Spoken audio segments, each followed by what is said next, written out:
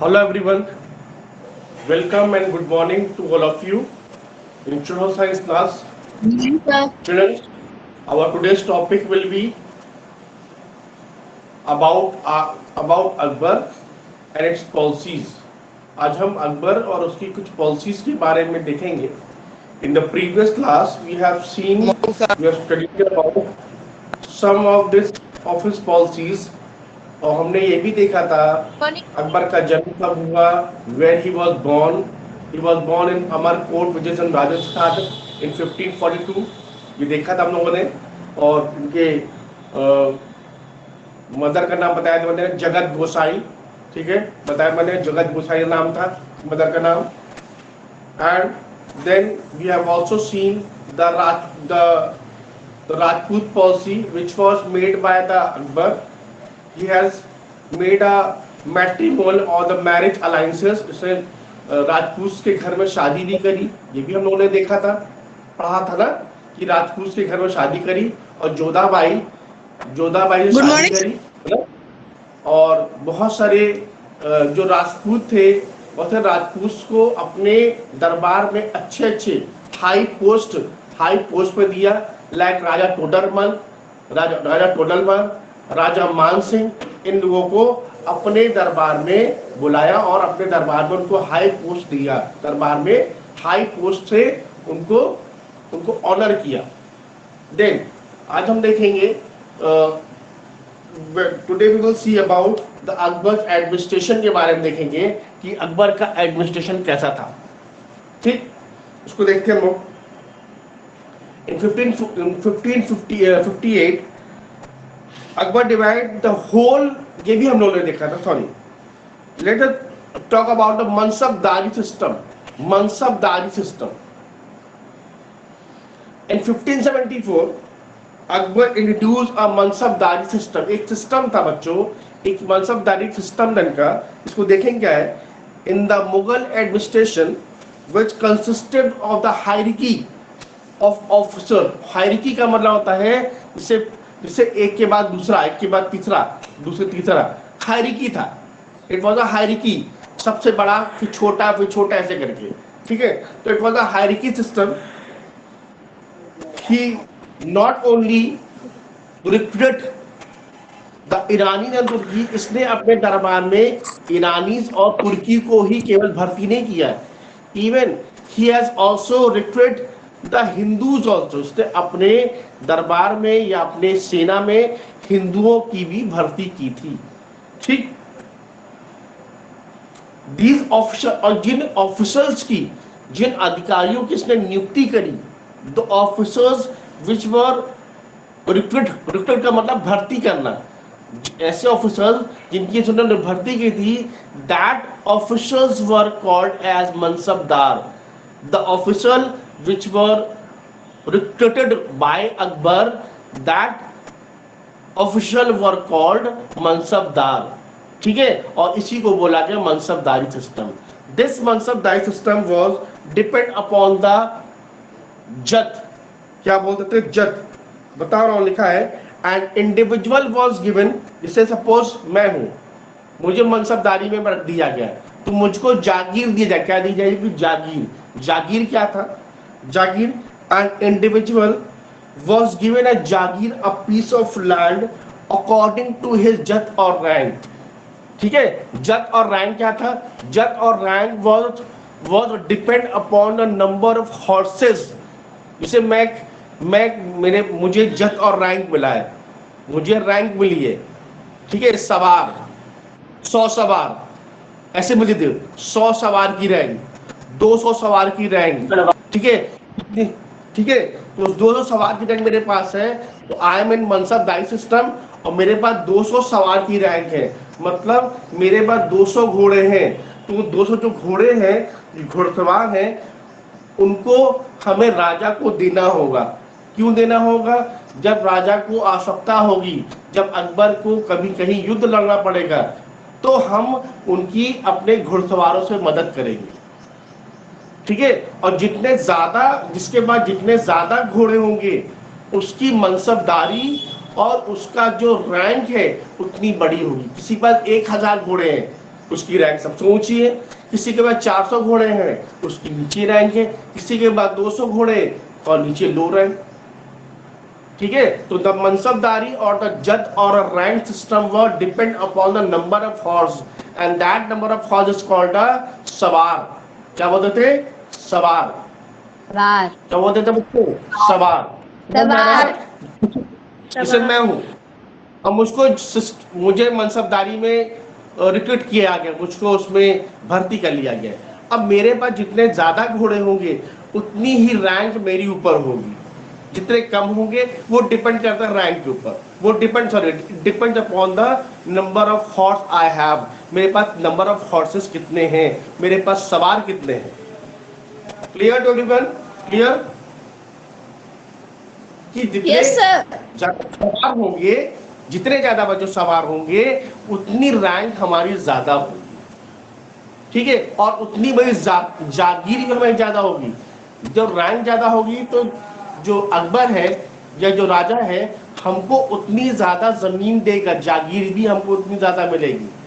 It depend and in the mansabdari system बच्चों, in the mansabdari system the it all were dependent upon the सवार और the horses।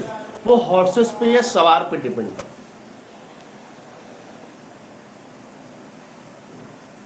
now he also followed the, underline करिए, he also followed the system of Dagwa.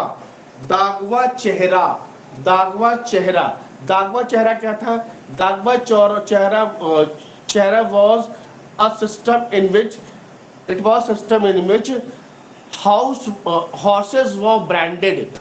Horses को brand करने की, horses पे दाग लगा देते। बताया था मैंने आपको, अलाउद्दीन खलजी ने अपने समय में अपने घोड़े के पीठ के पीछे लोहा गर्म करके, मोहर टाइप पर लोहा गर्म कर यहाँ पर थप्पा मारे, थप्पा, ताकि मालूम, इसका थप्पा मार देते थे करके, लोहा गर्म करके, ताकि ये मालूम चले ये अलाउद्दीन खलजी का।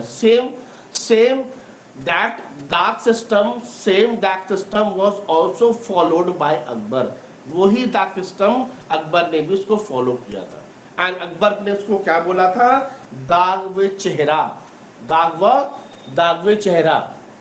ठीक है, चलो अब हम लोग बात करते हैं लैंड रेवेन्यू की। बात करते हैं किसकी बात करते हैं बच्चों? लैंड रेवेन्यू की। Land revenue.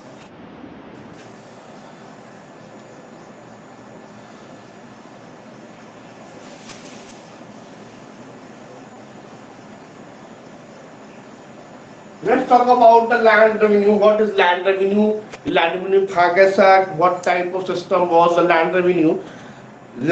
Akbar was considered about his people.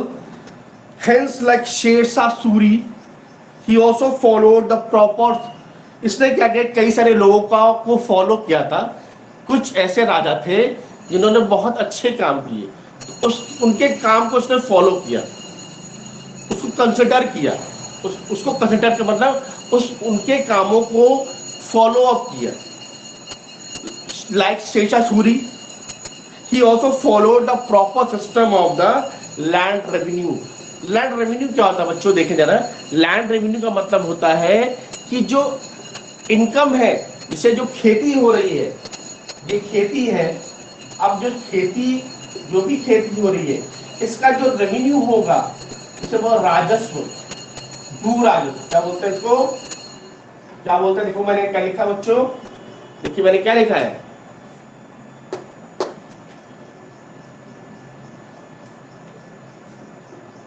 मैंने लिखा है,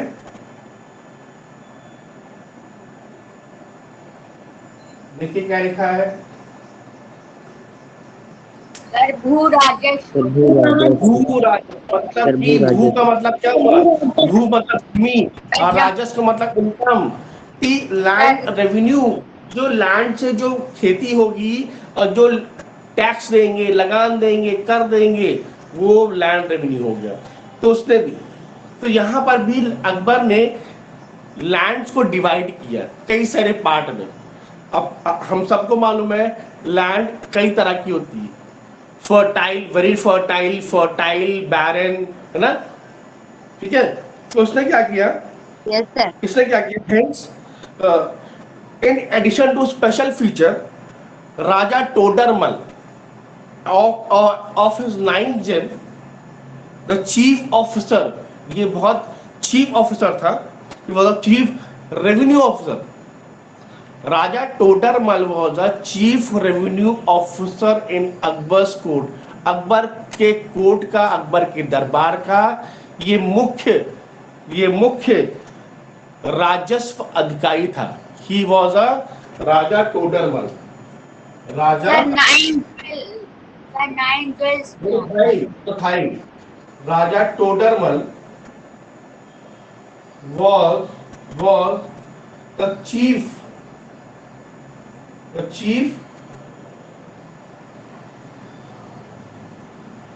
revenue officer, chief revenue officer, Chief Revenue Officer.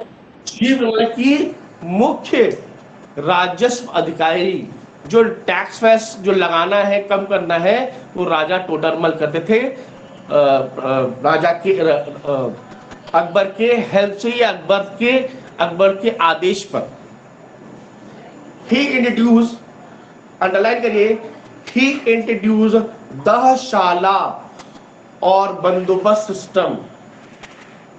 दहशाला और बंदोबस्त, एक क्वेश्चन आ जाता है बच्चों कि हु इंट्रोड्यूस दहशाला और the bandobast system in Akbar's reign, तो आंसर होगा राजा टोडरमल हैज इंट्रोड्यूस दहशाला और bandobast system in Akbar's rayon.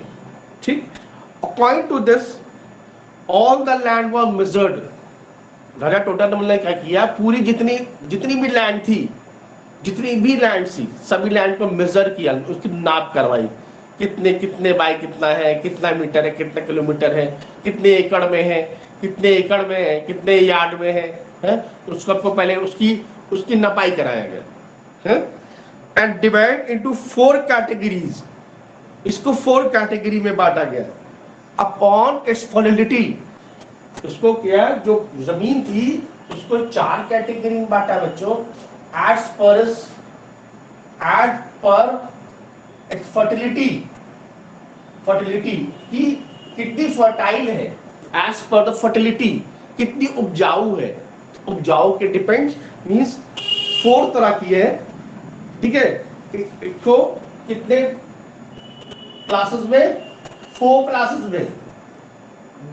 the whole land was divided into 4 categories, in 4 classes or 4 category on the basis of its fertility, उसकी उपलब्धता या कितनी वो उपजाऊ है, उसकी उपजाऊता के अकॉर्डिंग उसको 4 भागों में, 4 क्लासेस में डिवाइड कर दिया गया, ठीक है। In the new land revenue system was known as जब्त, अंडरलाइन करिए, the new land revenue system was known as जब्त, उसको जब्त बोला गया। Annual revenue was calculated on the basis of 10 years average, जो एनुअल कैलकुलेशन होता था रेवेन्यू का, वो 10 साल के लिए के एवरेज पर लिया जाता था। A price of different crop, अलग अलग, देखिए बच्चों, अलग अलग क्रॉप्स का, अलग अलग अनाज का अलग अलग टैक्स था। ये नहीं कि सबका कॉमन है, नहीं, गेहूं का अलग होगा, जिसे रबी और खरीफ फसल होती है, रबी और खरीफ, ठीक है, उस अकॉर्डिंग इसको बांटा गया। हर एक क्रॉप पे अलग तरह का टैक्स था, किसी पे कम था, किसी पे ज्यादा था, depend upon the type of crop किस तरह की। अब हम लोग आते हैं, बात करते हैं रिलीजियस पॉलिसीज, इसकी बात करते हैं रिलीजियस पॉलिसीज।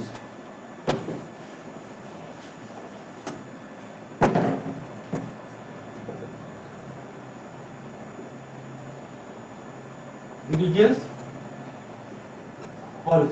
पॉलिसीज, इसे बोलते हैं धार्मिक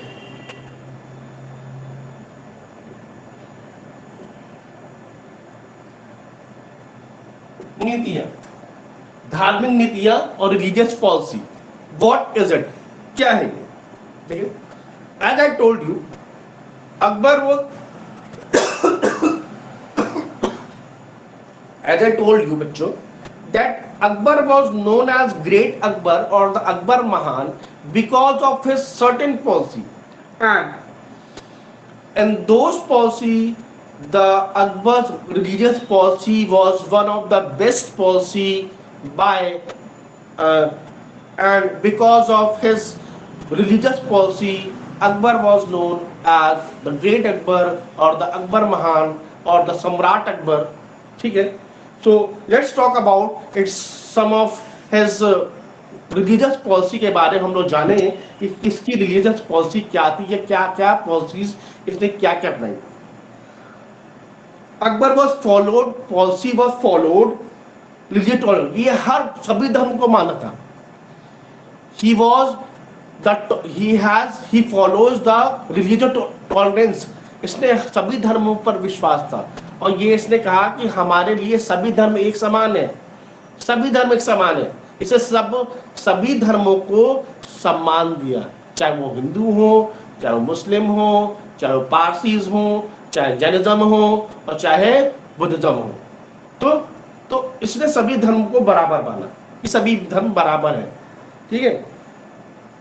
And he also believed that there should be allowed perfect freedom in matter of faith and worship. उसने कहा कि किसी धर्म को अकबर ने बोला, अकबर कहता था कि अगर किसी धर्म को मानना है, if you want to obey, if you want to worship, if you want to follow any religion, there must be freedom. किसी धर्म को मानना है, उबे करना है, उसकी पूजा करनी है, उसमें आस्था होनी है, तो first it should be freedom. वहां पर फ्रीडम होनी चाहिए, फ्री हो हम, फ्रीडम हो. फ्रीडम का मतलब किसी की रोक टोक ना हो. ठीक है. Then hence in 1563 he abolished the pilgrim tax. इसने एक बहुत अच्छा काम किया था, इसने बच्चे बहुत अच्छा काम किया था. he abolished the pilgrim. pilgrim का मतलब तीर्थ यात्री कर. pilgrim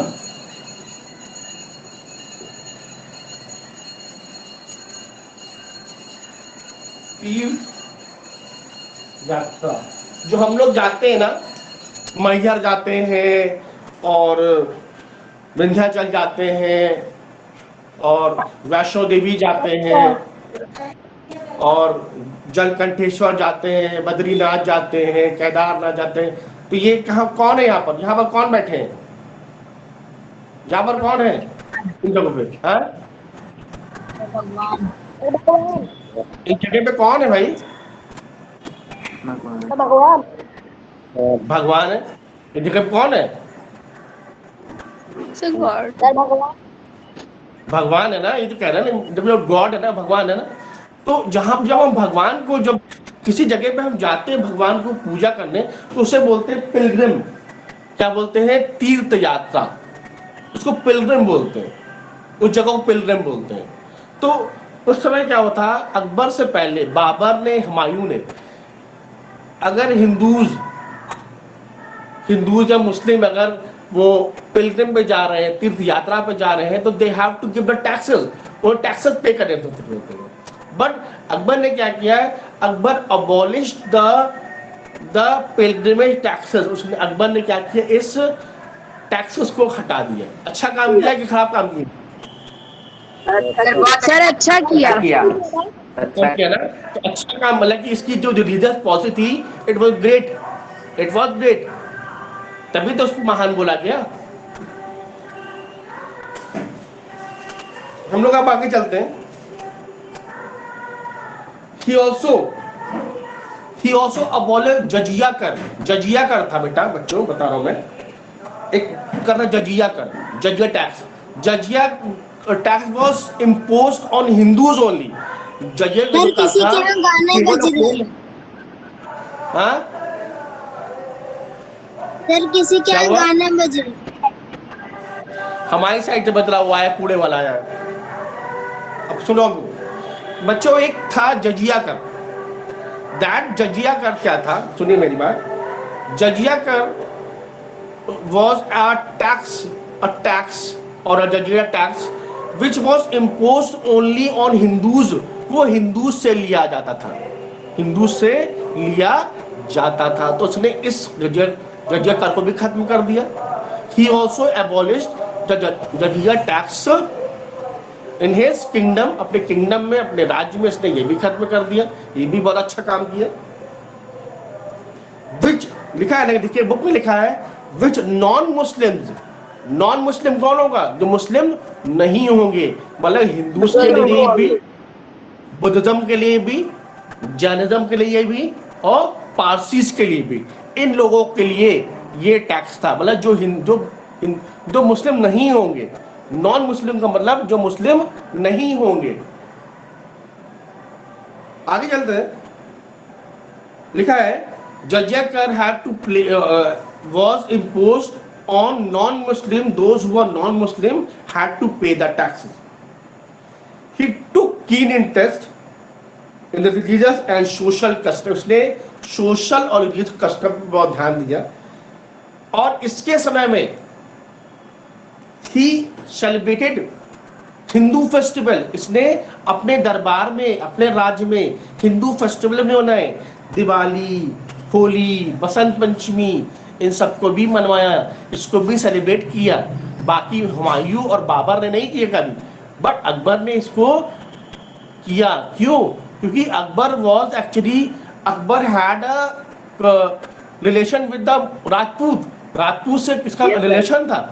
और उसको इसका ये माना था अगर हम हिंदुओं, क्योंकि हिंदूज का ये भाई भारत हिंदू का है, अगर हिंदूज से हम मिलके रहेंगे तो हम यहाँ पर बहुत लंबे समय तक यहाँ पर शासन कर पाएंगे।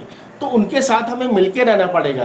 तो इसका जो पॉलिसी था कि मिलके रहे, मिक्सअप होकर रहे, इसलिए इसने हिंदूज के जितने भी त्योहार थे उसको भी मनाया, खुद भी मनाया और अपने दरबार में भी मनवाया। होली, दिवाली, दशहरा और कई सारी पूजा भी करवाई, बसंत पंचमी मनवाई।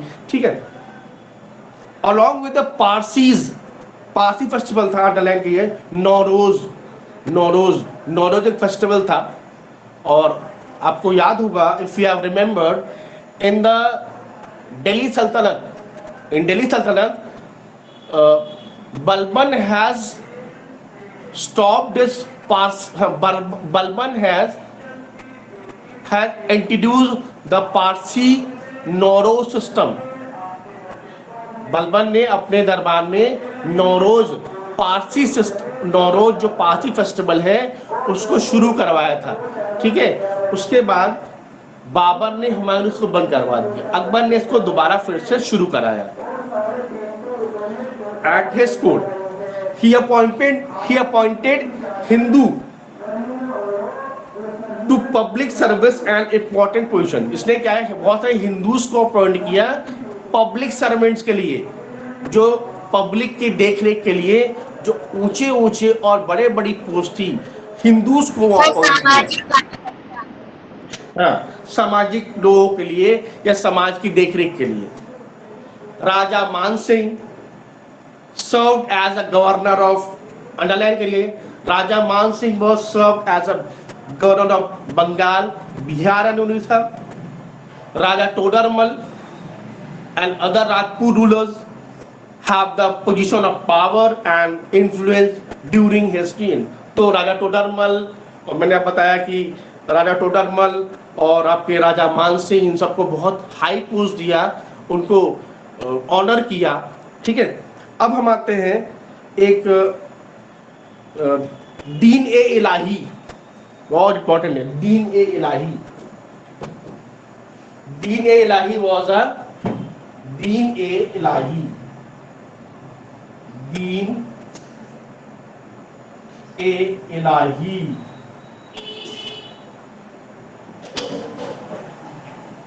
दीन ए इलाही, इसको देखते हैं। A great changes in a religious policy in Akbar's reign in 1581। 1581 में बेटा अकबर के समय में जो रिलीजियस डेवलपमेंट था उसमें बहुत बदलाव हुआ। अकबर, मैंने बताया कि अकबर बहुत महान था और अकबर की कुछ ऐसी पॉलिसीज थी विच मेक हिम और विच मेड हिम ग्रेट। उसने उसकी जो पॉलिसीज थी, उस पॉलिसीज की वजह से अकबर को महान किया गया। And his one of the greatest policy was Deen e Ilahi. Deen e Ilahi was a religious policy. कैसी थी ये? It was a religious policy, religious, धार्मिक, रिलीजियस पॉलिसी, ये धार्मिक नीति थी। और इसमें क्या था, इसको हम देखें हम लोग। A great change came the religious policy of Akbar in 1581. Akbar built a spacious, एक बहुत बड़ा सा हॉल, जो बहुत सी जगह थी, एक बहुत कई सारे खंभों पे खड़ी बहुत बड़ा सा हॉल बनवाया। बहुत करीब पता चला 2-3 एकड़ बनवाया, बहुत बड़ा सा हॉल बनाया है। In his new capital Fatehpur Sikri, तो he built a new capital in Fatehpur Sikri, ठीक है। उसका नाम था इबादत खाना। क्या नाम था बच्चों? इबादत खाना। इबादत खाना कहाँ बनवाया? इबादत फतेहपुर सीकरी में। खाना कहाँ है बच्चों? फतेहपुर फतेहपुर सीकरी। फतेहपुर किसने बनवाया? किसने बनवाया? सर अकबर ने। अकबर ने। ठीक। तो एक यानी इससे बहुत बड़ा सा हॉल, जैसे शादी उदी में हम लोग जाते हैं ना, हॉल होता है, जब खाना ना खाते हॉल में शादी हो रही है ना, तो it was a very spacious, बहुत सुंदर जगह थी, बहुत बड़ा सा था वो, मतलब हजारों लोग बैठ गए तो कोई फर्क नहीं पड़ता था, इतना बड़ा हॉल था। एंड दिस इबादत खाना, इबादत का मतलब होता है दुआ करना, भगवान को मानना, ये इबादत होता है। हिंदू मुस्लिम में इबादत का मतलब होता है शुक्राना करना या भगवान को मानना, अल्लाह को मानना, हाँ, और ये इबादत करना। इबादत खाना वेयर ही फॉर रिलीजियस, हाँ, हेलो,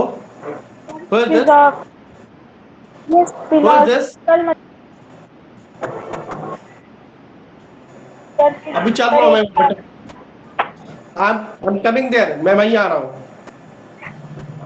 इबादत खाना where he could hold religious and philosophical, दार्शनिक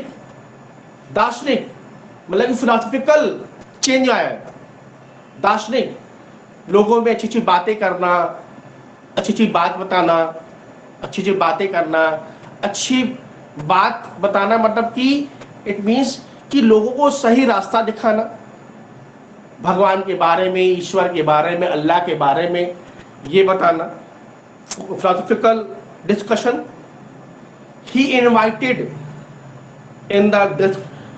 invited scholars of all religion. इसने हर धर्म के इस इबादत खाना में इसने केवल मुस्लिम को नहीं बुलाया, जितने भी धर्म हैं सभी धर्म के जो स्कॉलर्स थे, जो विद्वान थे, हर धर्म के, भले हर एक धर्म का विद्वान होता है जिसको उस धर्म के बारे में नॉलेज होती है।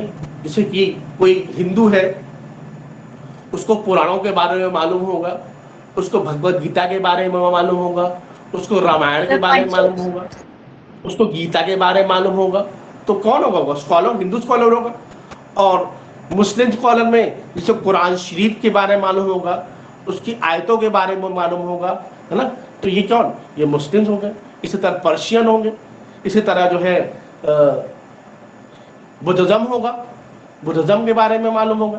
तो उनको बोला गया, क्या बोला गया? Religious scholar. तो ही invited religious scholar of all the religion. The scholars exchange their views and ideas and Islam freely.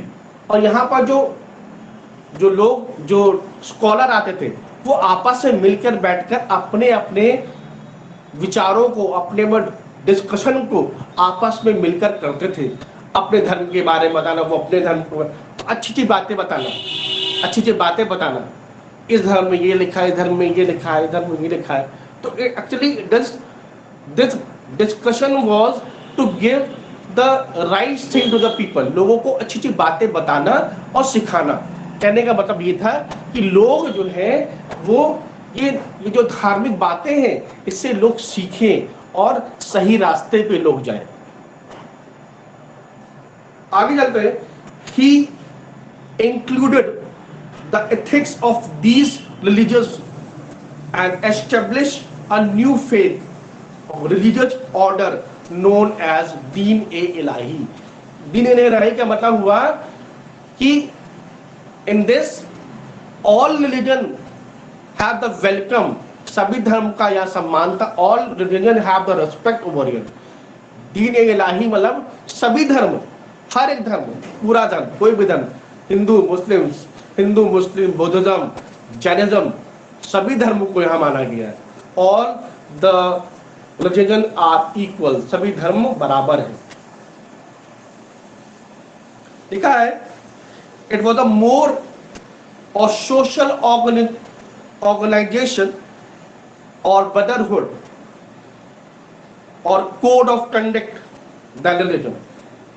It had no holy book, Din Ilahi की कोई होली बुक नहीं थी, कोई पवित्र ग्रंथ नहीं था। No dogmas, practically no religious belief, कोई कुछ नहीं था। बट यहां पर क्या था, एक दूसरे के क्या थे, उनकी बातें, अच्छी अच्छी बातें, यहाँ भगवान के बारे में बातें करना, अच्छी अच्छी बातें करना, सही बात, फिलोसॉफिकल बातें करना, उसी अपने एक्सपीरियंस को शेयर करना। The followers of Deen e Ilahi in one God, दीन इलाही के जो फॉलोअर थे वो एक भगवान पर विश्वास करते थे। मतलब कि भगवान एक ही है, जिसको हिंदू बोले, उसको चाहे अल्लाह बोले, चाहे उसको भगवान बोले, चाहे बुद्ध बोले, चाहे सभी एक ही है। तो Din e Ilahi was based on one God. एक भगवान में विश्वास था उनका, इस पर एक भगवान में विश्वास था। I think time is about to finish ना, अभी है 5 मिनट है, 5 मिनट है। चलो अब उसके बाद हम लोग आते हैं, नीचे आते हैं। It encouraged bring Akbar to bring social reforms. बेटा उस समय समाज में बहुत बुराई थी, समाज में बहुत गंदगी था। क्या गंदगी था बच्चों, बता रहा हूं मैं। Actually the Indian social was full of social evils। यहाँ बहुत सामाजिक बुराई फैली थी। जैसे कि एक थी सती सिस्टम, एक था बच्चों सती सिस्टम। क्या था बच्चों, सती सिस्टम। सती सिस्टम एक सिस्टम इन विच इफ जैसे कोई दो लोग हैं, शादी हुई, अगर कोई औरत है, if a women's husband died, in that case that woman has to sit on the fire का मतलब जलती हुई चिता पर उसको लेट जाना है। अगर आदमी मर गया है तो उसकी चिता जो जल रही है, बगल में एक चिता और लगेगी और उस जलती हुई चिता में उसको लेट कर अपने आप को आग लगवा लेना है। लोगों का विश्वास था ये, इट वॉज ऑर्थोडॉक्स, लोगों का विश्वास था, हिंदूज का विश्वास था, समय के हिंदूज का, कि ये जन्मों का दोनों का साथ है। अगर इस जन्म में उसका आदमी मर गया है, उसका पति मर गया है, तो स्वर्ग में जाकर ये दोनों फिर एक हो जाएंगे। समझ में आ रहा है, ये स्वर्ग में जाकर फिर एक हो जाएंगे। इसलिए इसकी पत्नी को भी मरना जरूरी है। जब ये मरेगी तभी तो ऊपर जाएगी अपने पति के साथ में, और फिर इन दोनों का मिलाप होगा, ये फिर साथ में रहेंगे। समझ में आ रहा है बच्चों? Yes sir. ऐसा होगा कभी, ऐसा होगा कभी कोई मिलेगा ऊपर जाकर? नो अब हम सर। जाके पता, अब कोई जाएगा तो पता करता है उसको। तो तो इट वॉज ऑर्थोडॉक्स, ये अंधविश्वास था लोगों का बच्चों, लोगों का सोचना था, ऐसा पॉसिबल ही नहीं है। तो इसको भी खत्म किया। He banned, Akbar banned the sati system in his दिन, अकबर ने अपने रियन में सती सिस्टम पर पाबंदी लगवाई, उसको बंद करवाया, उसको बैंड किया। ठीक है, लिखा है देखिए, he banned sati system, he forbade marriage between near relative, अगल बगल में नियर रिलेटिव का मतलब अगर संबंध, अगर रिश्तेदारी बहुत खास है तो खास रिश्तेदारी में शादी करने से उसने मना करवा दिया है कि कोई भी अगर जैसे चाचा की लड़की, मामा की लड़की या मौसा की लड़की, अगर ऐसे संबंध है तो ऐसे संबंध में शादी करने से इसने पाबंदी लगवा दी। लिखा है देखिए साहब, बुक अगर आपके पास है तो बुक ओपन करिए, लिखा है कि forbade the marriages between near relative, जो बहुत घनिष्ठ, जो बहुत पास का रिश्तेदारी है, बहुत करीबी रिश्तेदारी है, उसमें शादी करने से मना करा दिया। ठीक है, देन आगे चलते बच्चों का सब खत्म कर रहे हैं।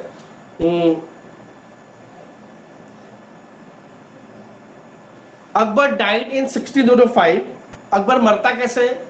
अकबर का पेट खराब हो जाता है due to the diarrhoea, and diarrhoea इसको हो गया था, इसको डायरिया हो गया था, and due to diarrhoea he was died. ठीक, इन 1605 इन आगरा, इन आगरा में होता है, डेथ इनकी होती है। और ही वाज बरीड, बरीड का मतलब इनको दफनाया गया। कहाँ दफनाया गया? सिकंदरा,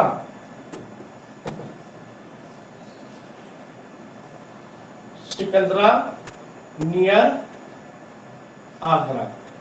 और 1605 डाइड, बरीड इन सिकंदरा।